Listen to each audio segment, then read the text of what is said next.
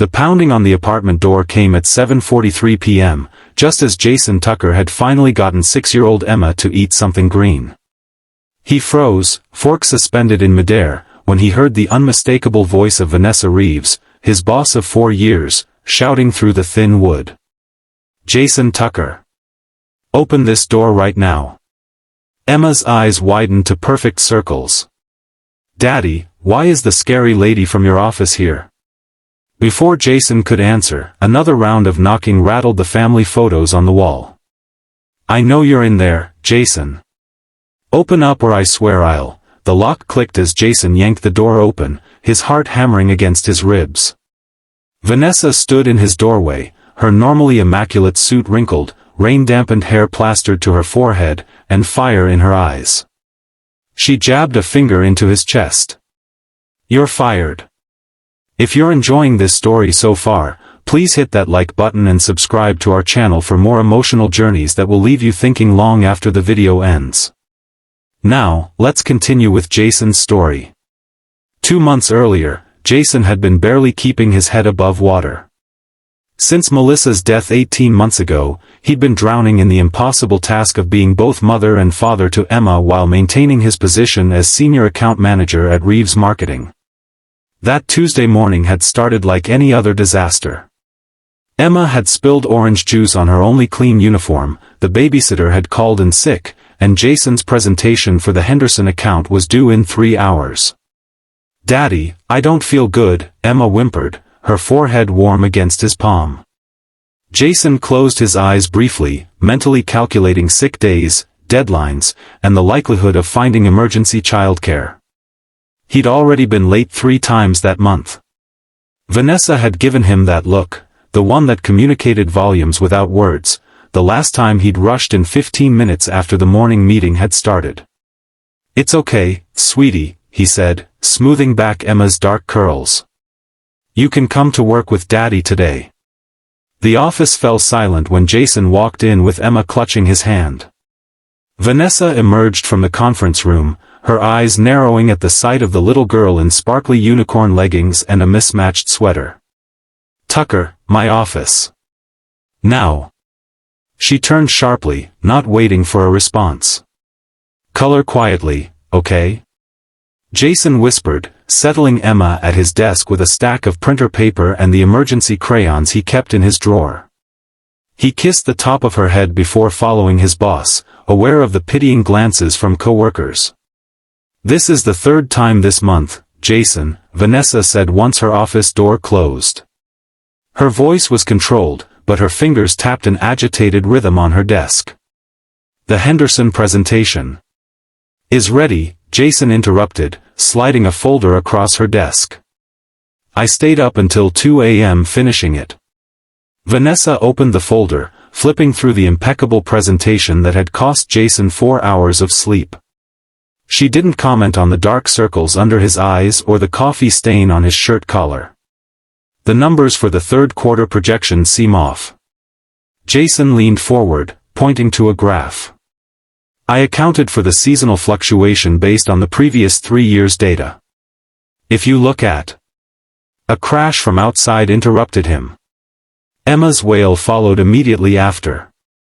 Jason was on his feet in an instant, but Vanessa's voice stopped him. "We're not finished here.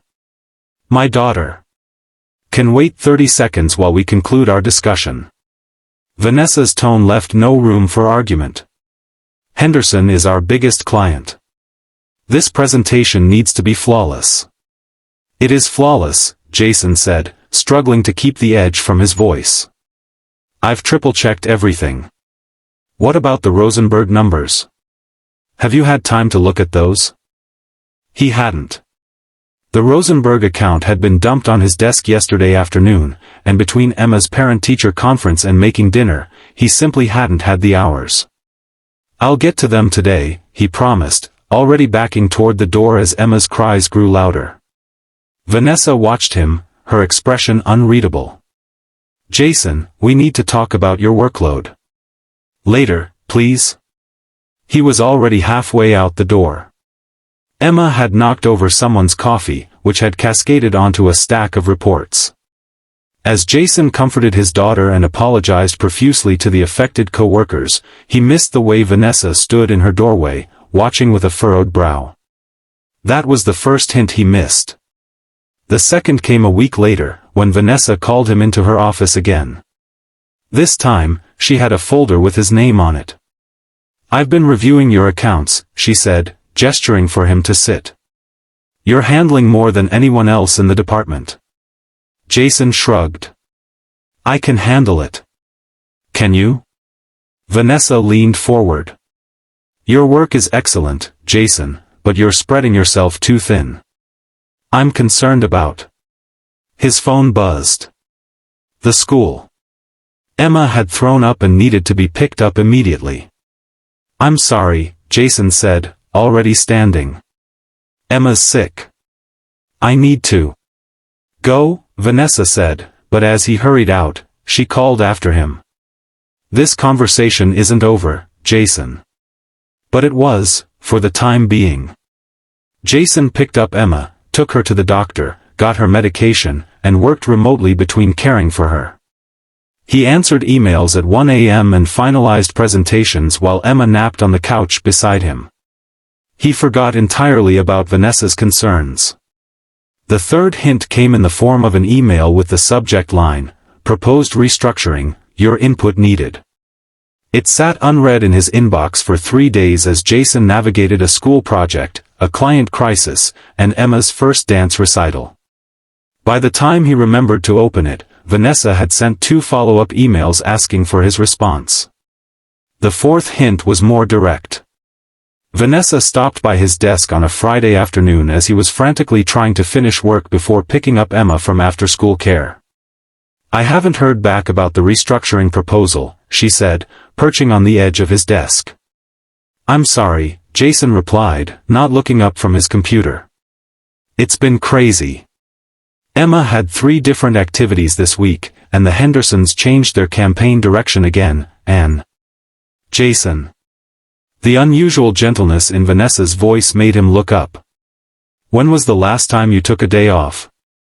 He blinked, trying to remember. "I took half a day when Emma had the flu." "That's not what I asked. When was the last time you took time for yourself?" The question caught him off guard. "I don't. I mean, Emma needs me, and the accounts. The company existed before you joined us, and it will continue if you take a weekend off." Vanessa's expression softened marginally. "You're one of our best, Jason, but you're burning out before my eyes." Jason glanced at his watch and swore under his breath. "I'm sorry, I have to pick up Emma. We'll talk Monday?" Vanessa stood, smoothing her skirt. "Monday," she agreed, but the look in her eyes suggested she didn't believe him. She was right.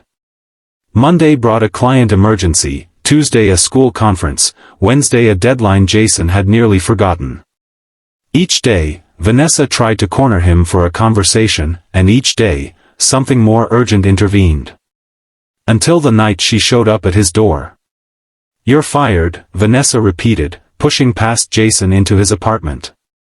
She paused when she saw Emma at the table, spaghetti sauce around her mouth, eyes wide with apprehension. "Hi," Emma said in a small voice. "Are you going to make my daddy cry?" Vanessa's fierce expression faltered. She looked from the little girl to the apartment, clean but clearly managed by someone without enough hours in the day. Toys organized in bins, laundry folded but not put away, dishes drying on a rack. The hallway was lined with Emma's artwork, and a calendar on the refrigerator was packed with color-coded appointments and deadlines. "No," Vanessa said finally. "But I might make him listen for once." Jason, still frozen by the door, found his voice. "Emma, finish your dinner, please. Ms. Reeves and I need to talk." Emma nodded solemnly, picking up her fork with the careful precision of a child who knows adults are having a serious conversation. "You can't fire me," Jason said quietly as he led Vanessa to the living room. "I have bills, Emma's school. I'm not firing you from the company, you idiot." Vanessa crossed her arms. "I'm firing you from 3 of your accounts. Jason stared at her, uncomprehending. What? For weeks, Jason, I've been trying to tell you that you're doing the work of two people. I've approved a restructuring that would move some of your accounts to other managers. I've tried emails, meetings, catching you in the hallway. But you're always running to the next crisis. Jason sank onto the couch, the realization washing over him. The emails, the conversations you wanted to have, were about lightening your workload, yes. Vanessa remained standing, her professional demeanor at odds with the domestic setting. Jason, your work is exemplary. But you're killing yourself trying to be everything to everyone. I don't have a choice, he said, the weariness in his voice surprising even him. Emma needs stability. After Melissa died, I'm all she has. Vanessa's expression softened as she finally sat beside him. And what happens to Emma if you work yourself into the hospital? Or make a major mistake because you're exhausted? The company has resources, Jason. We have flexibility that you haven't been utilizing. Jason ran a hand through his hair, suddenly aware of how long it had been since his last haircut. I don't want special treatment. I don't want people thinking I can't handle my job because I'm a single parent. It's not special treatment to acknowledge reality, Vanessa said firmly. And the reality is that you're one person trying to do the impossible. From the kitchen, Emma called, Daddy, I'm done. Can I have ice cream? Just a minute, sweetie, Jason called back, then turned to Vanessa. So you drove across town in the rain to, what? Reassign my accounts? Vanessa looked momentarily flustered. You weren't responding to my emails. The restructuring goes into effect Monday, and I needed your input on which accounts to keep and which to reassign. She paused. And maybe I was concerned. Sue me for caring about my best manager.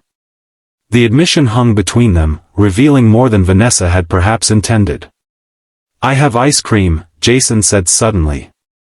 Chocolate and vanilla. Would you like to stay for dessert while we discuss the restructuring? A smile, the first genuine one he'd seen from her in months, tugged at Vanessa's lips. I suppose that would be acceptable.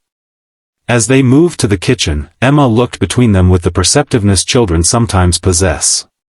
Are you still going to fire my daddy? Vanessa knelt to Emma's level. I'm just going to help him have more time to be your daddy. Is that okay? Emma considered this seriously. Will he be able to come to my school play? He missed the last one because of a big meeting. Jason felt a pang of guilt, but Vanessa didn't miss a beat. I'll personally make sure he's in the front row. Then you can stay for ice cream, Emma declared magnanimously. Over bowls of ice cream, Jason and Vanessa worked out which accounts he would keep and which would be reassigned. For the first time in months, Jason felt the crushing weight on his shoulders begin to lift. As they talked, he realized how many signs he had missed, not just from Vanessa, but from his own body and mind telling him he was at his breaking point. When the ice cream was gone and Emma had been tucked into bed, after extracting a promise from Vanessa to attend her next dance recital, Jason walked his boss to the door. Thank you, he said simply. For not giving up on getting through to me. Vanessa paused, her professional armor momentarily lowered. You're not just an employee, Jason. You're. She seemed to search for the right word. Important. To the company, she added quickly. Right. The company. Jason smiled, seeing her clearly for perhaps the first time. Would you like to have dinner sometime? Not to discuss work restructuring. A faint flush colored Vanessa's cheeks. I'd like that. As she left, Jason realized that being fired from part of his workload might be the best thing that had happened to him in a very long time. Sometimes, you need to let go of some responsibilities to make room for what truly matters. 6 months later, Jason sat in the front row of Emma's school play, Vanessa beside him.